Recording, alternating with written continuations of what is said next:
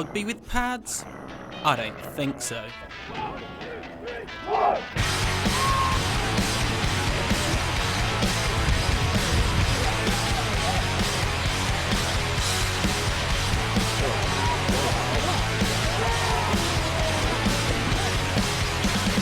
American football in the UK is more popular than ever.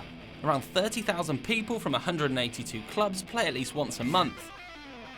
So why is America's most popular sport making such a big impact this side of the Atlantic? I've always watched American football, always on Sky Sports, all our mates around, late at night, watched Super Bowls and stuff, played a lot of American football game, and just sort of stand there and thought I'd give it a go.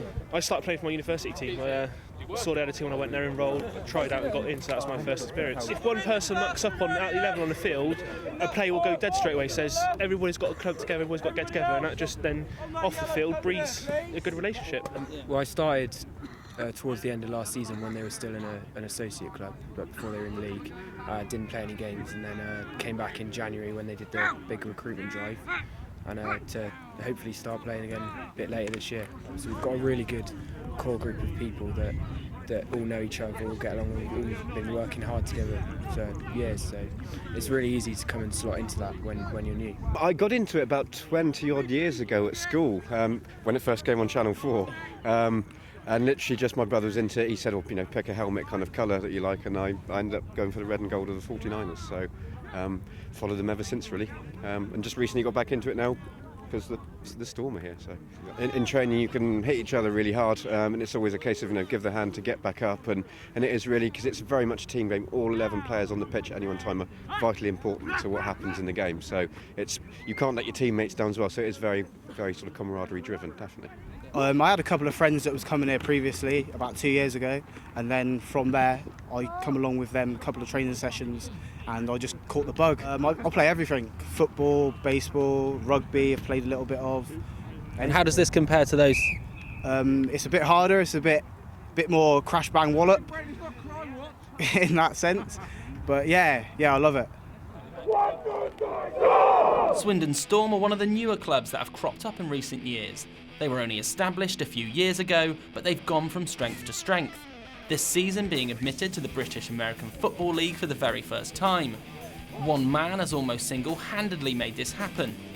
Steve Bennett is a former Great Britain American football star with nearly 2 decades of experience in the sport. So what possessed him to start a team from scratch?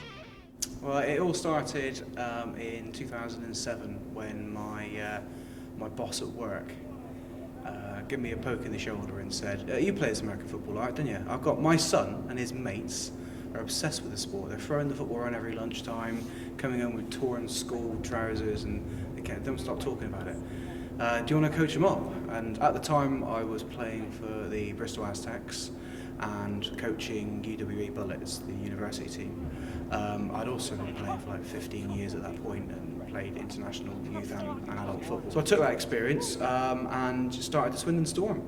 Literally booked a sports hall in Wootton Bassett, which is the little town just outside Swindon where all these kids were.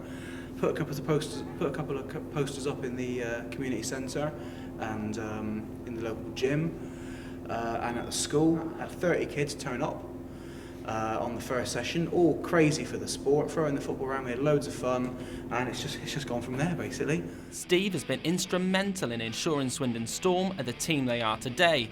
But what's his vision for the club? Yeah, sustainability is the biggest thing, and it's the infrastructure of the club that will help it survive. From my experience of working in other big clubs, the committee, they're the guys that make the team live for a long period of time. You can have the best coach in the world, but the day he walks out from the club, unless he's left a legacy to allow that club to continue growing, it's going to really struggle. And it would be great to see a young up-and-coming coach from another team bring new ideas in, and that would allow me to step back from the hands-on head coach role and let the team move on to its next generation and to see it become a sustainable product without me having to sort of do a daily grind on it basically.